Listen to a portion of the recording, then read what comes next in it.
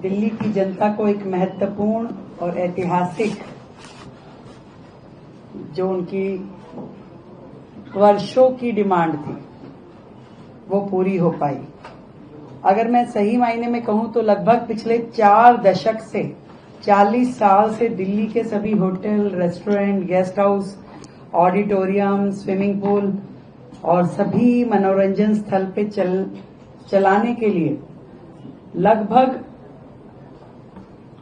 2-3 जगह से उनको लाइसेंस लेने पड़ते थे और इसमें एक स्थानीय निकाय से, पुलिस से, फिर फायर से, इस तरह के अलग अलग बॉडी से उनको अपनी एनओसी, लाइसेंस इत्यादि लेने पड़ते थे। और ये डबलिंग जो थी बिना कारण के ही पूरे सिस्टम को डिले करती थी।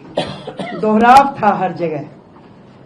पहले आप लोकल बॉडीज से लो, फिर पुलिस से लो, फिर एक डिले करेगा, फिर दूसरा डिले करेगा, फिर उस पर छोड़ेगा, पहले इसका लेके आओ तो इसका होगा और इसका लेके आओ तो इसका होगा।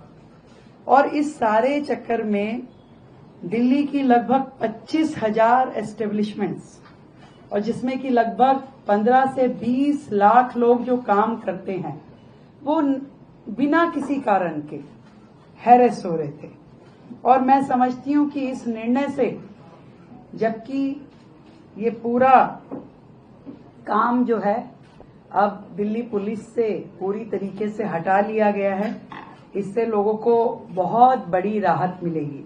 व्यापारी वर्ग, उद्यमी और आम जनता जिसकी वर्षों पुरानी ये मांग थी, उन सभी को लाभ मिलेगा।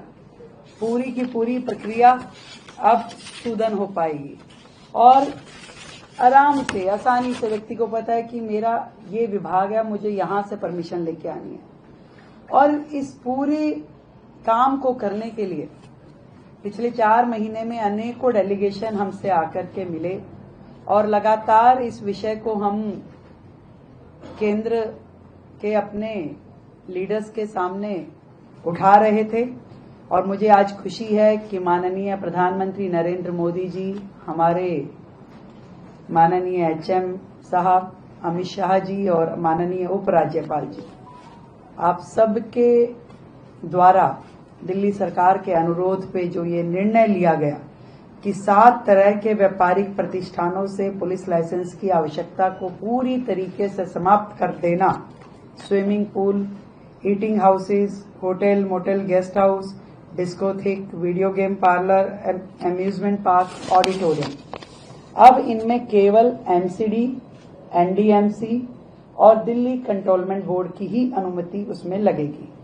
और एक ऐतिहासिक जनहितैषी आदेश मुझे लगता है कि ये दिल्ली के लिए है, जो कि आज से पहले कभी भी दिल्ली वालों की ये डिमांड पूरी नहीं हो पाई थी।